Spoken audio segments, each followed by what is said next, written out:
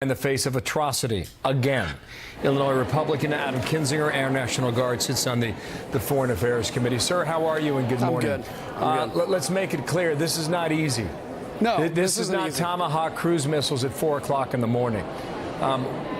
If you believe Assad is responsible, what do you do about it to make sure he cannot do it again, when you had an understanding 3 years ago that Russia was going to take care of all the chemical weapons in his arsenal and get rid of them?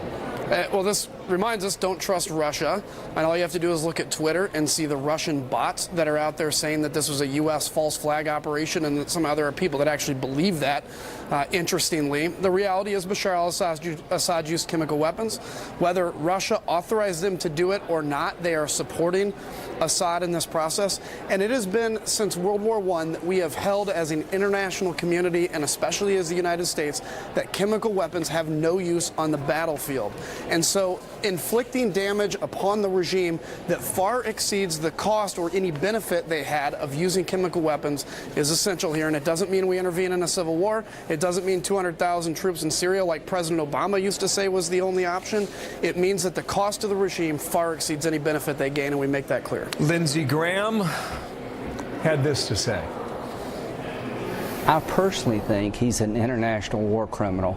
This is the third time around. I'd make him a if I were president of the United States, there would not be one runway left in Syria to take off and drop a barrel bomb on any more kids, and Assad would sleep very poorly at night. Well, do you agree with that, making Assad a target? Because yeah, you have to think about the possibility that you take him out.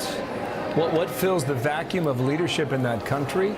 If you're going to bomb for 4 or 5 days or a week, what happens when the dust settles? These are strong considerations now. They are. I would love to see Assad as a target. I don't think the administration necessarily will. I think they'll attack his air force, his infrastructure used to launch these, whether it's command and control, helicopter facilities, air bases, etc. But let's keep in mind, everybody, you hear a lot of times, and it's a good question, it's one we need to talk about, what comes after Assad?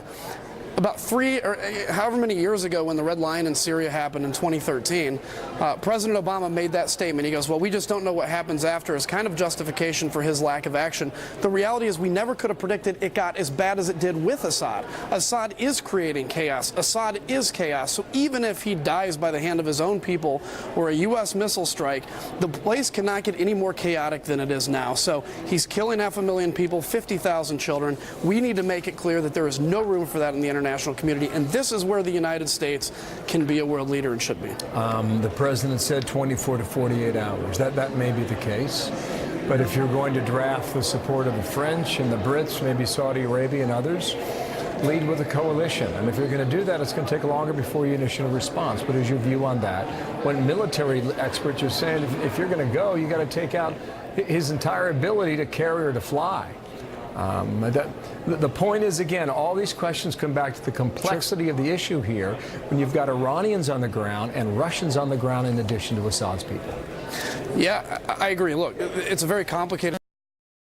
I don't think the answer is necessarily that it has to be a full coalition of people. It'd be great, and I think pretty easily we could get them on board. I don't think that's going to be a time issue, but it means inflicting a greater. We destroyed basically 1/5 of Assad's air force a year ago in 2017. So we made it clear, and he didn't use it for a year. He didn't use chemical weapons for a year. We made it clear that the cost is going to exceed the use of it. He did use chlorine gas, and now we're making it clear that that has no place in this world. And I think the president will make the right decision and inflict serious damage on Assad's regime. Important stuff. Sir, thank you. Come on back, all right? Adam Kinzinger, live from